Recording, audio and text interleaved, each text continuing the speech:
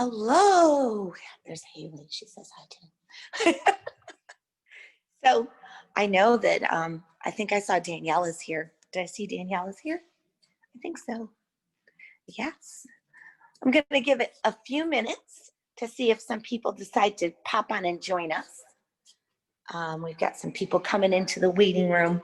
So I'm just going to wait and build our audience a little bit before we get started. Hello, guys. Oh my goodness. I'm looking outdoors. When did it get cloudy and dark out there? When did I miss that? I'm gonna hold on for about 3 minutes. We'll see if we can get some people on board before I start and then have to retract and start over again. But a lot of people I know are just gonna watch the video, so I'm recording it right now. I see a little person with a dance t-shirt. Hello. Hi. Oh, Zoom. Whoever thought I would have an open house on Zoom? Not me. Never in a million years did I think that would be happening. Here we are. Oh, dear. Well, I think we're going to go ahead and start with our tour. So let's go outdoors. Oh, it's kind of nice out here. So this is the famous public square that we all know is actually an oval, okay? And when you come downtown, if you go past the clock, there is a public parking lot down State Street. And I suggest, hi Greg, that you go ahead, oh, we got lots of people coming, that you go ahead and park in that public lot versus, hi Ashley, versus parking on the square. Just because, whoops, got lots, oh my goodness, I'm trying to keep up here. Because you won't get a ticket, number one, if you park on the lot. And number two, it's just kind of like being neighborly. And you don't have to cross the street or anything with the children to get there. So you're gonna come down through and you're gonna see 50 Public Square, the main entrance. You'll see the Whimsical Pig and Good Life. Okay, that's the main entrance. So you're gonna wanna try to come in what looks like my entrance right here. But see, please use other door. That's for the safety of your children. I don't open that door unless it's an emergency because we don't want them wandering out onto Public Square. So when you come in, I'm gonna go ahead and flip it around. This is the main atrium. And when you first enter the building, you're gonna see these little footsteps. What we're asking everybody to do during the COVID protocol season, as I like to call it, is come in with your child and stand on one of these little footprints. They're all 6 feet apart and they'll actually go all the way up through as needed for our classes. And then we have these little utility carts. We'll have one here and one in the Welcome Center, which I'll show you where that is in a minute. These carts have a couple of different things. We have our sanitizer for our hands, our touch-free thermometer. Once your child has their thermometer taken, they're going to ask them if they want a bracelet. And we're using the bracelet system primarily so that if they're nonverbal or if they don't want to talk to us or they're shy, we know your parameters as a parent. If they wear green, we know that means you were okay to like get close and talk to them. If they wear yellow, we'll talk to them to keep our distance. And if they wear blue, we're just gonna stay away and not bother them. So that's kind of how we do that. All makes it a lot easier. And then once they've had their temperature taken by one of the assistants or a teacher, they're gonna go to their waiting area. So most of the tots and the preschools and the minis and the beginners are all going to be right here, and this is what we call studio on the square. So they're going to come in here and there's cubbies and they're going to put their belongings in a cubby and they're just going to sit with an assistant and wait for their class. okay? If they have to use the restroom, it's right here in this area, which is also another reason why we keep the littles here, because they're more prone to use the restroom. Uh, and this is, we do not want them changing in here during COVID. So please send them all dressed and ready for class. But if they need to use the restroom, that's there and that's cleaned between every single class. We'll talk a little bit more about that.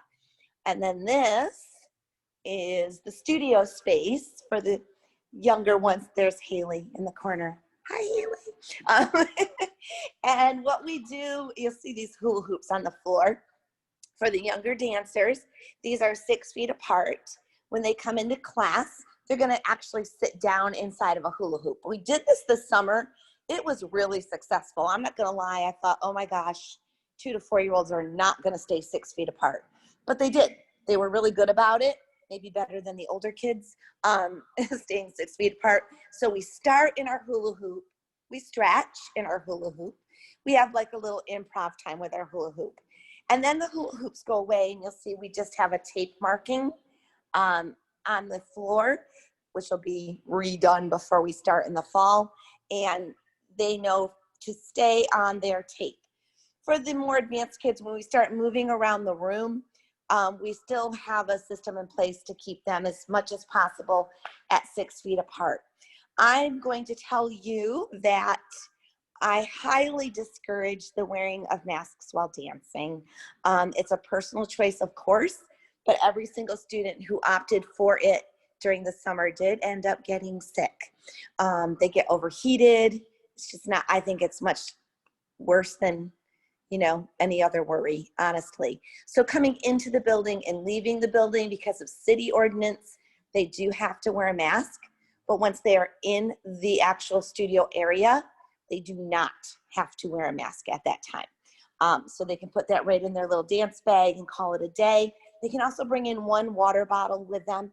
Just please make sure that that is clearly marked. If they're a tots level, tots tumbling or tutu tots or any baby hip hop, those levels, those dancers can have a parent or guardian come into the class with them. We keep those numbers small so that we're still safe with our numbers in the room by keeping that level a little bit lower for actual number of kids in the class so that they can have a parent or an adult with them in the room, okay? Haley's still there. She's still there, okay. So this is Studio on the Square. If you're looking for the Welcome Center, basically Rhonda's FooteWorks is everything on the left side. I'm there, come up this rope. And this is all still Rhonda's FooteWorks coming through here. And this is our Welcome Center right here. 90% of the time, there's going to be a faculty member on duty right here at this little desk area. If you need to make a payment, you can drop that right here in our payment box. We have envelopes. We just ask that it's like check or cash, put it in the envelope and label it, who it's for, what it's for. Drop it in the box, and then I check that every night. If you have any general questions or you want to leave a message for me, you can ask the person on duty. They're probably not going to necessarily give you an immediate answer. That's my policy. I really prefer that they wait and double check with me, but general questions they will answer for you. If you need like tights or a quick Leo, we have a very limited boutique purchases, but not a lot, okay? This area used to be our waiting room, and because we can no longer have a waiting room, we've converted that into a 3rd small studio. So when you hear me talk about the Dance a la carte program, this is the room that is in. Also, company dancers use this as their company waiting area when they're getting ready for classes. And that's their cubbies over there. The gymnastics mats are in here because this is the room that we do our tumbling in. So if they have a tumbling class, they would come in here, and the parents could sit on those sofas right there and watch them if they're tinies, okay? And then This is our atrium studio. This is where most of the company dancers, junior level and up, would have their classes. And some of the larger level classes would also meet here. In this room, we use these dots that you're seeing on the floor to mark our 6-foot spacing all the way around the room. And normally, in the good old days, guys, these were observation windows. So I used to do my baby classes here so that parents could actually be right here on this ramp and they could watch their child.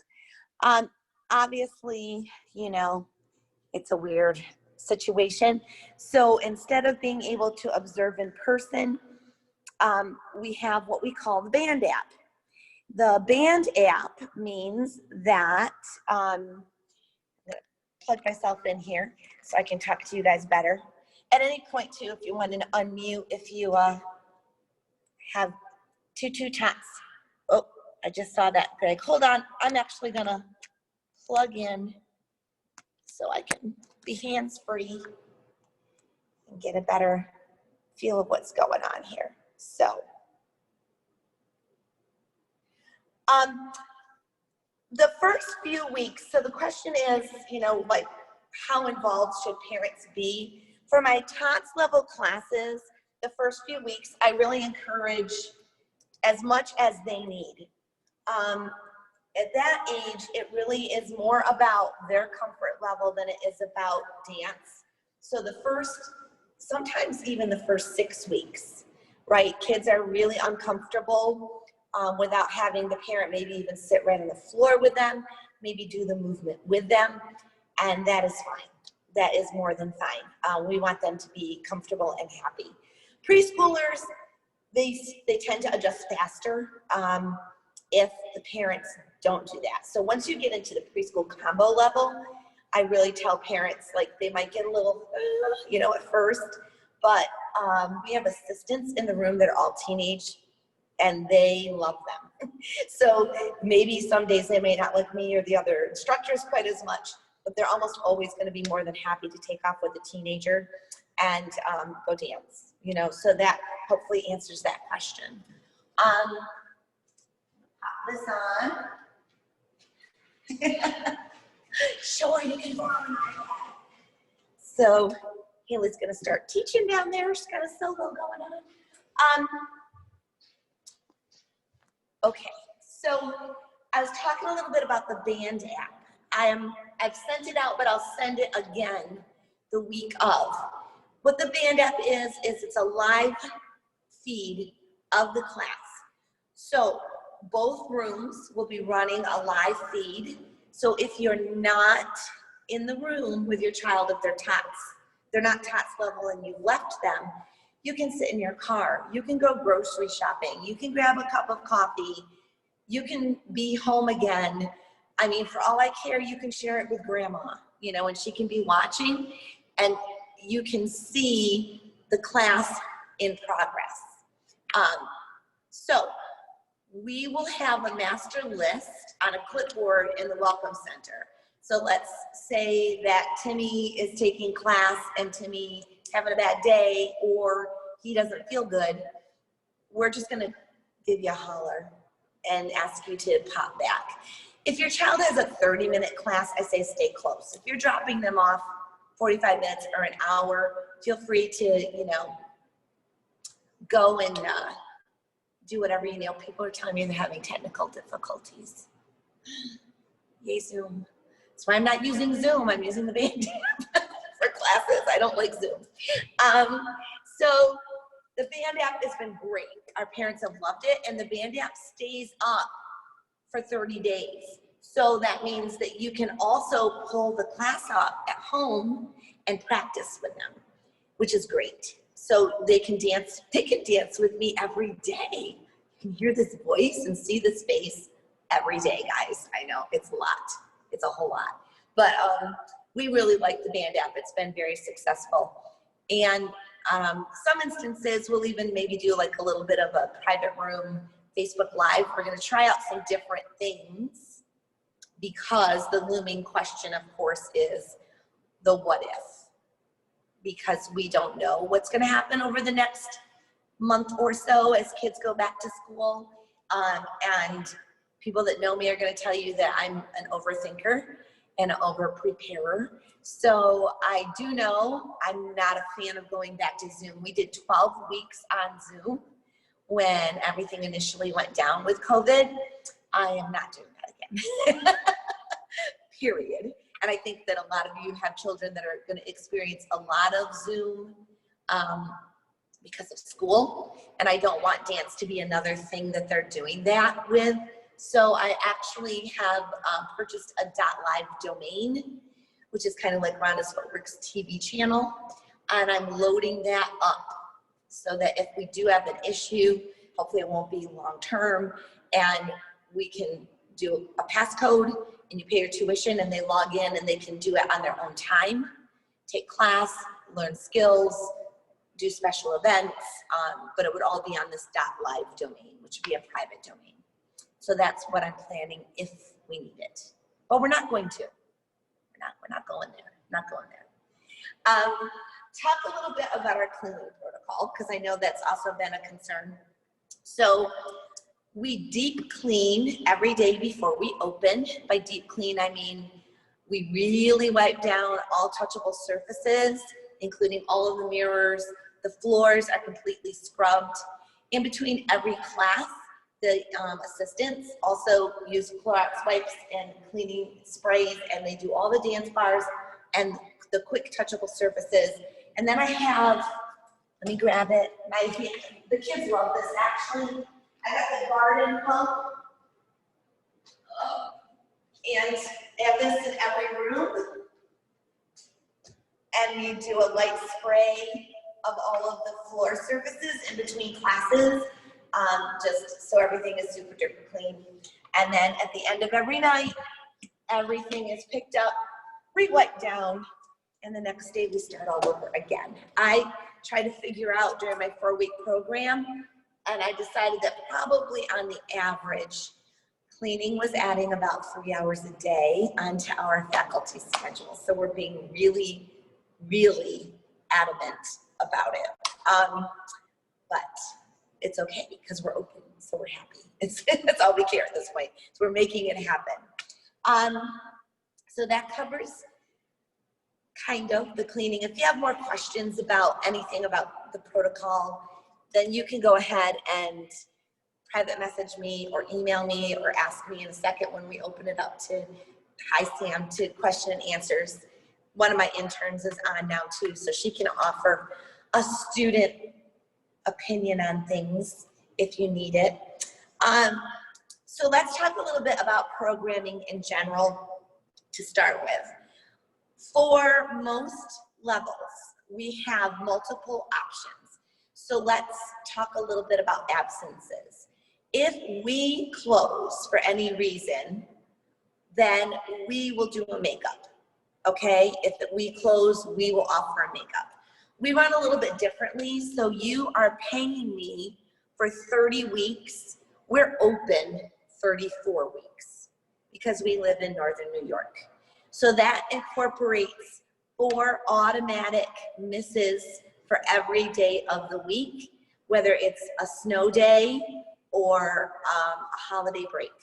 So we only close for long-term school holidays.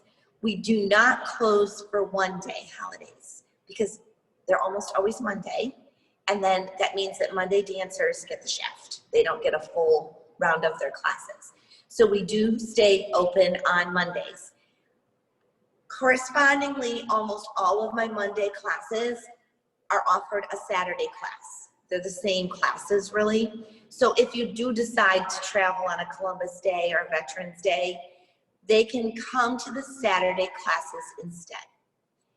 Similarly, if you're registered for a Saturday class and you want to take a family vacation or travel on a weekend, they can come to a Monday class instead. If they're sick and they miss their class, they can come to the alternate class instead, okay? We've kind of built that into our system. I do ask that you just pop me an email and let me know so that I can let the teacher know that there'll be somebody new on their roster just for that week. So they don't be like, oh my God, there's a strange kid here, okay? So they'll be prepared to have them in their class. Company dancers already know that they can mix and match classes. So if Sam was to miss one class, she could come to a level similar to hers or a different class. Even so, like if your child's registered for ballet, but maybe they're like, ooh, what's tap? And they miss a class, they can take their extra class as a tap class, right? We're not like rigid about that. We really want them to have an open experience and to try different things and see what they like. So we're cool with all of that. As far as shows go, shows are never mandatory, but they are highly encouraged. Part of the process and the education is working towards that performance opportunity. So once in a while, and you guys hit a jackpot here, we do a Christmas show that involves the entire studio. This year, the entire studio is going to do Polar Express. So that means that sometime between Halloween and Thanksgiving, they'll start learning a dance to one of the songs from the Polar Express. And we just have a very casual, fun, everyone wears their pajamas because it's Polar Express. And we wear our jammies and we drink hot chocolate. And I'll know Tuesday for sure, but I think our venue is at Old McDonald's Farm. So it's gonna be super fun and to do that. And then our company during the holidays is presenting a full-scale ballet of Beauty and the Beast. And that will all be on one weekend. So that's exciting to have coming up. And then everyone does a spring recital. Now, spring recital last year looked a little different than normal, but I'm really proud to say that we stayed on schedule and we made it happen. So we did a Zoom recital on our originally scheduled date, and everyone wore their costumes at home, and the teachers came into the studio and they danced at home, and then parents sent me in pictures and videos of their dancers, and I compiled a YouTube video and we shared it. So everybody kind of had that recital experience. And then my company dancers, we got an outdoor venue at a later date with minimal audience, and we live streamed their show, so they also had a show. This year, our recital is already scheduled for May. It will be at Windmill Acres, and the younger dancers will be Saturday afternoon, and the company dancers will be Friday and Saturday night. So we're ready. We're planning on it. It's happening. We're on schedule. I'm kind of a planner, right, Sam? Am I kind of a planner? Kind of, yeah. So you will get a calendar every month that will tell you any special events coming up during the month. And then you will also get a yearly calendar on a Google Doc that I will update as things change or alternate. So you will never be caught off guard. You'll always know what's going to be happening for the studio. I hope. That's my goal anyways. We also have a new program this year called Dance a la carte. So Dance a la carte is basically for anyone, A, maybe you're homeschooling now, B, maybe you're still nervous about having your child in a large classroom. So Dance a la carte means it can be just your child, it can be just your siblings, or it can be a group of friends that want to dance together, and they get to come in with the teacher and plan their programming in 4-week chunks. So if you know people that are hesitant about registering for a regular class experience, you can tell them that we did add that this season to see if people were interested, and we've had a pretty good outpouring for that too. Let's see. When you register, you're registering for a 9-month series of classes. You're contracting for 9 months. So this is not a, like, I'm gonna take September and then decide if I wanna come back in November kind of a deal. We expect that you're signing up from September until recital in May. If for any reason you decide to disenroll during that time period, I do like to explain to everyone there's a $65 disenroll fee. That fee is basically your costume. It's actually a little less than what your costume costs. One of the things that we do that also confuses people sometimes is we have an all-inclusive tuition program. So while upfront, our month-to-month payment might look like it's a little more than other studios, actually it isn't, because we do not charge a registration fee. We do not charge a costume fee. We do not charge a recital packet. We don't even charge for tickets to our recital. It's all inclusive, okay? So rather than have a lot of like, oh, now you owe me this, now I'm gonna bill you for that, now there's $100 extra for a costume, we don't do that. We just roll it all into what your tuition is every month, divide it by 9, and boom, that's how we base our tuition. So if for some reason the child decides to quit, that leaves us hanging with the costume that we purchased and the fees that we've already put out there. So that's what the disenroll fee is. And it's a one-time fee. If you have to move, PCS, whatever, that's what that's for, okay? The website, if you haven't already visited it, it's pretty easy, pretty clear. I update it myself, and I usually update it every 6 weeks. So hopefully that's clear. If you have any trouble with it, let me know, and I'll get right on that. I also run everything in the portal. So if you have a problem with something in the portal, email me. I'll get to you usually in 24 hours. Once in a while it takes me 48 to handle something, but usually within 24 hours, I'm gonna get back to you. Okay. So let's do this. Let's see what you guys, if you wanna unmute, if you have questions for me, if there's any part of the studio you'd like to get another look at, if you missed anything, you can feel free.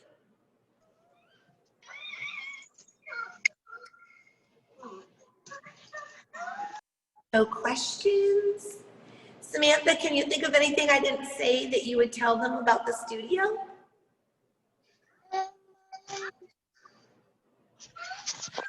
Missed the first 15 minutes, but did you go over like dress code? Well, you know, there's a good one. I didn't. See why she's here? Sam's an intern. So dress code, yes. Unless they're in a higher level ballet class, so ballet 2 and up, I do expect from the girls, classical style leotards, pink tights, pink shoes, hair in a bun. And from the boys, black pants, plain t-shirts, and black ballet slippers. Other than that, yes, as long as they're in dance appropriate clothing with their hair pulled back to reduce injury, colors, styles, we're pretty open. Just no baggy clothing, no street clothing, and please make sure that they have appropriate shoes. There's really no local dancewear store anymore. Target does have some things, but I sent out a link to discountdance.com. That's usually the best source that you can go on and get things quickly and relatively inexpensive is on discountdance.com. But the big one is hair back. And if people ask me why, I like to tell them the story of my student who years ago refused to put her hair back and did a leap and broke her ankle because she landed with her hair in her face and couldn't see. So we pull our hair back when we dance. It's kind of a big deal. Also, if you look professional, you just do better. It's just a thing, right? If you look like a dancer, you dance like a dancer. Boom. We had our intern meeting last night, and one of the things that I pointed out to them, and I always say is, I really, really strive, especially for my student level dancers, when they come into the studio, I want it to be like every day they're going to Disney World. You know, I mean, I really do, because I know how excited they can be to have that experience, to get their Leo and their shoes and their little dance bag. It's a big deal. And we try to maintain that atmosphere. Like, we don't like it, oh, November, you know, we try to really come in every day positive and happy to be here, because we feel pretty lucky. You know, I mean, we've got a great job that a lot of people can't say they have, and I get to work with kids. I love me some kids, and you know, it's just, we're lucky. So we also feel like the kids are lucky, and they will tell you that if I don't think they're practicing when they're a little bit older, or I don't think they're focusing or doing the best that they can do, I will remind them that dance is a privilege and that a lot of people don't have that opportunity. So we expect more of them because it is a privilege. So that's kind of how we approach it. We like to keep it very positive, but dance is an art of discipline.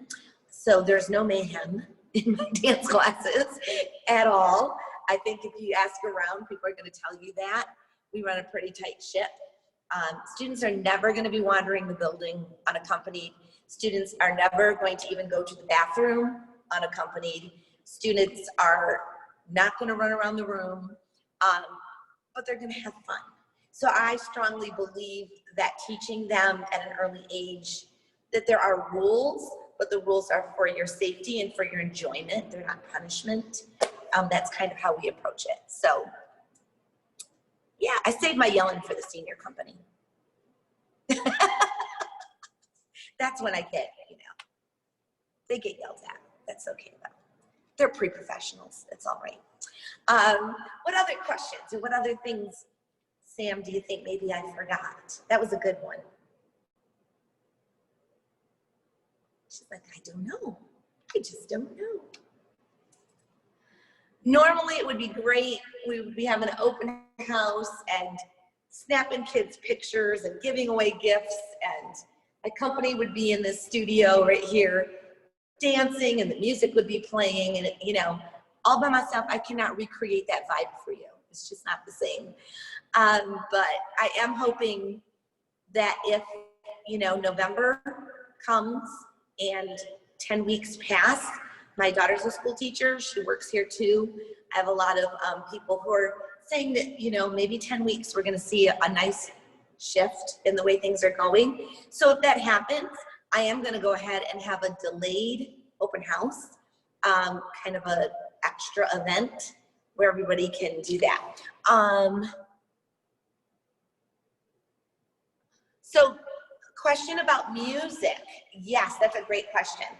If you're on Spotify, which I think a lot of people now are, you can search me just as Rhonda Foote on Spotify, and all of my playlists are there. And you can go to them, and they're literally labeled like Tots Dance, Kids Dance, and you can start to play that music. You can also use that music to dance with once they start classes, because they'll start to know. I rotate. I usually have 3 to 4 playlists per class with some staples that are in every single playlist, but they learn pretty quickly. Even my tots, by 4 to 6 weeks, they know what to expect, and they really don't like it when I change the music. They know what they like and how it's supposed to go. So that for their comfort, we usually stick with just a few playlists, and we rotate those in and out. But you can access those right on Spotify. If you don't use Spotify, you can go to iTunes, and I could let you know some of the songs too that they're gonna look for. We try to incorporate a little bit of everything for our younger dancers.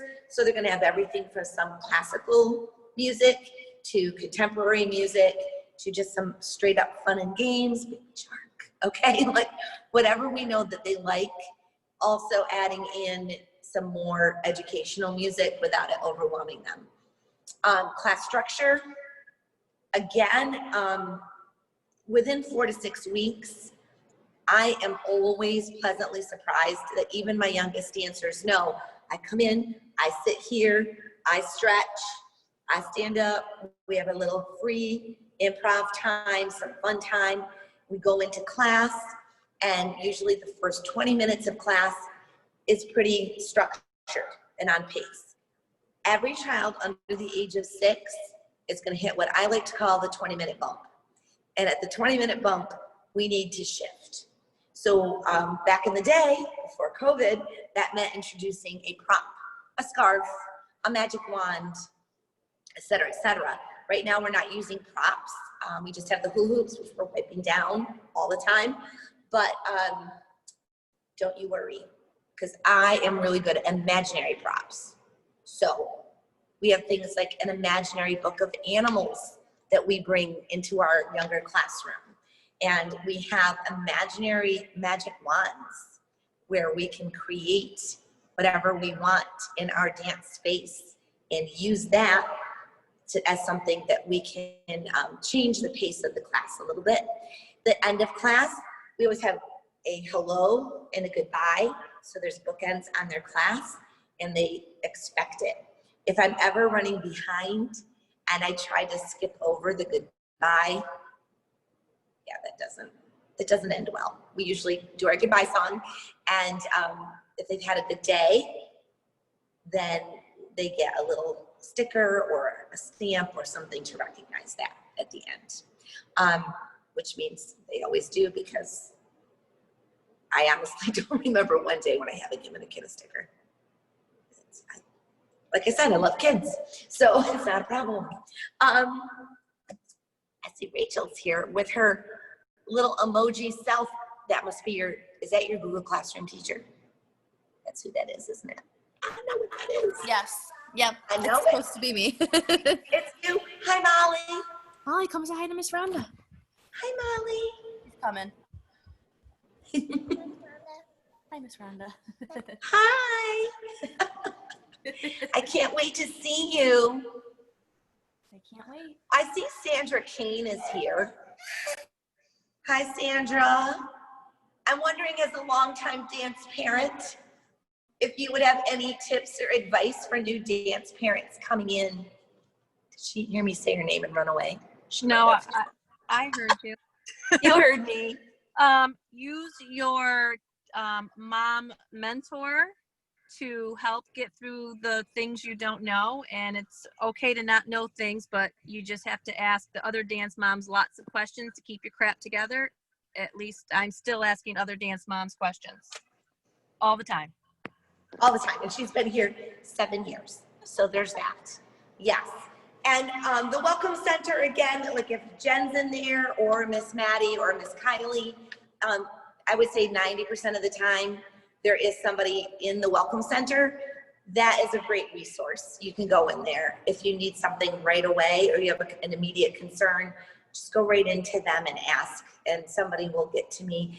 And I mean, the interns also know that if there's a situation, if I'm teaching up here and there's a situation down below and I get pulled, they're going to run class in here. So there's never a teacher alone in a room. It would seem that would bear mentioning. Teacher always has at least one assistant in the room, sometimes 2.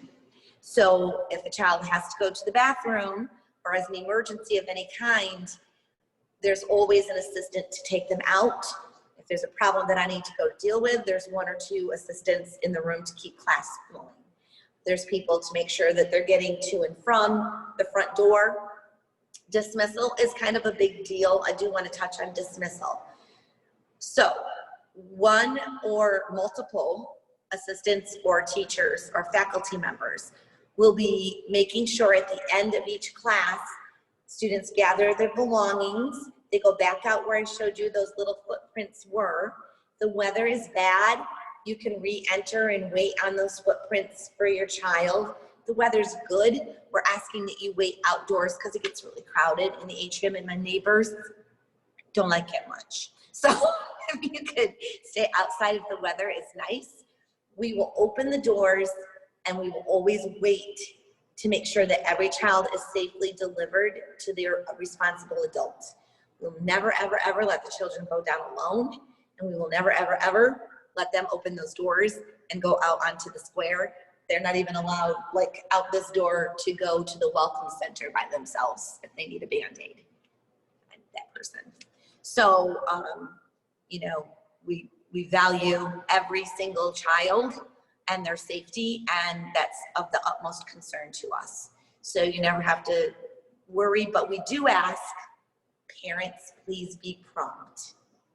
Okay, so if your child's class gets out at 5:30, and you know that you're running behind, hopefully, you know someone else in the class, or you can contact us to let us know, because we're gonna be like, dismiss, take, go, right? We try to keep on schedule. But if you're running late and we just have like a random child that we don't really know what to do with, that can really set off our pace. So try to be at least 5 minutes early for pickup, and anticipate the square in downtown Watertown and parking and all those fun things that, you know, if I had to pick one thing, in all honesty, that I am not a fan of for my location, it's the parking. It's not the best. I wish we had our own parking lot, but we don't. So that's, you know, my pet peeve is to anticipate that. Okay, hold on just 1 second. Yes, the littles participate in the Christmas show. That was the question. Yes, they do. So cute. I don't know, they might be elves. I'm just saying. Traditionally, my preschoolers are all little elves, and they're pretty darn cute. I do say so myself. Yes, they will all participate. Everything is always age appropriate. Again, my interns heard about this last night. Something as simple as maybe they're in like an 8-year-old class, and a lot of studios might feel that, you know, okay, my child can listen to Taylor Swift. We also have a lot of parents who are like, no, my child cannot listen to Taylor Swift. So when in doubt, we all know we're gonna go the Kids Bop version, and keep it always, you know, G rated at the studio. So we're very, very, very careful about that. Got one more question, hold on. Unfortunately, there is no place in the building that I'm allowed to have parents wait due to COVID. Blah, blah, blah. Normally, yes, you would be fine in the building, but right now my building manager has said very strictly that it's a drop and go situation unless they're in the TOTS programming, which is one of the reasons why I'm keeping all of the little kids in the lower studio, because the parents that took this summer are gonna know that you can be on the street, and if I open the curtains, which I will during little kids classes, you can actually see them from the street, and or you can watch them on the band app. Now, I am gonna just say that the wine lounge in our building does open at 3 o'clock every day. I'm just gonna put that out there. And you know, many of my parents will tell you it has comfortable seating and adult beverages, okay? And non-adult beverages, depending on your day. So there is in the building a wine lounge, and a lot of the parents do just go and hang out there and wait, and he's quite used to us, whether they have a Pepsi or whatever. So that's the only place in the building though that has a place to go, okay? Right now, unfortunately. Normally, we'd all be on the ramp, observing through the windows, hanging out in the atrium, milling about. Stuff would be open, people would be getting teas and lemonades and coffees, and it was a really fun space. But right now, we can't. Hopefully that will change. And if it does, then yay, can't wait. Can't wait. Any other questions that you guys can think of? So hopefully this is helpful. If nothing else, to like assimilate you a little bit with the space if you haven't been here before. And I'm gonna be really honest and tell you that the first 2 weeks, it's what I like to call organized chaos at the studio the first 2 weeks. So bear with us, okay? Because there will be unhappy children, and there will be confused parents, and there will be some misunderstandings of directions and where to go and what's going on. And that's normal. I think I would be upset if it didn't happen. So it's going to be a little bit confusing the first 2 weeks. It usually takes us that much time, you know, for like the SAMs, for the interns to be like, okay, these are my kids. I'm going to pick them up. I'm going to make sure they've gone to the bathroom. I'm going to get their shoes on, blah, blah, blah. Okay. And just for us to kind of get into our groove and make things happen. Got a few more questions, so let me address those. Oh, thank you, Meg. I can't wait. It's gonna be fun. Thanks, Greg. So everything starts after the 8th. Our official opening day is Tuesday the 8th. So if you're a Monday class, you won't start until the 14th, okay? And yes, I am a wealth of information. I'm probably gonna talk way more than you want me to. So feel free to just zone out at any point in time. But we have a lot of fun. You know, you can learn to dance and you can have musicality, but to me, especially for the littles, it's about socialization. It's about finding like-minded people in the community that they can grow with and build relationships with. And those relationships, like, you know, like Sandra's been here 7 years. Her kids are like my kids, okay? So that is what we hope you find at Rhonda's FooteWorks. I always say that I like to have great dancers, but it's more important that I grow great people. So when they leave my program, some of them do go on to be professional dancers. I've had quite a few actually for the Watertown community, but that's not what's important. I'm just as proud of the school teacher or the mom or the dad or the doctor or whatever they decide to do, because they tend to do it well. If you look into my company dancers, you're gonna find that the majority of them are straight A students, that they get multiple awards, that are on honor society. I believe that an arts education prepares them for a real education. And that's key. They're learning all of the things here that just makes them successful in whatever else they decide to do. So, and I guess that maybe the other thing I would say is I don't have an all or nothing mentality as a director. So as a child progresses in our program, I am really not a fan of someone who looks at them and says, you can't play sports, and you can't be in your musical, and you can't do this, and you can't do that. They're only a child once. They only have these opportunities once. And I think that denying them that because they have to be at dance class is unhealthy. So balance is key, and we really do strive to keep that balance at the studio.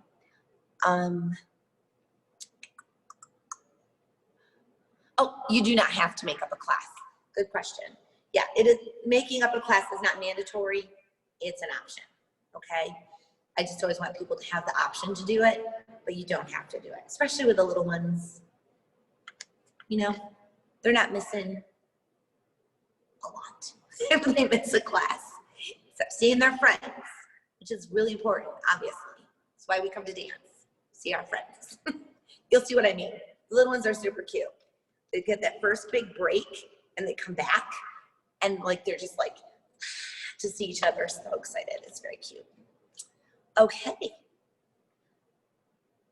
we don't have any other questions or comments, then I think what I'm going to do is save this recording, make a YouTube video, share it for all the world to see. And if you know of anyone that might be interested, our preschool programs are quite full. Our company is closed, and we do have some classes that have closed, but we still have a pretty good amount of openings in our beginner, our level 1 and level 2 classes. So if you know people in that age range that you think this might speak to, feel free to share it with them too. And you can get a referral credit. Just saying, it's never a bad thing. Okay. All right, guys, I really appreciate you all jumping on with me today. If you want an RFW face mask, they're available in the Welcome Center for $3 too, so you can pick those up there. Have a really nice weekend. I'm having a dance-free weekend. You don't understand. Super big deal. Okay? But I'll be back here on Monday, don't you worry. So enjoy the weekend. Thank you so much for jumping on. If you do think of a question later, just email me and I'll get back to you all as soon as possible. Okay? Thank you. Bye.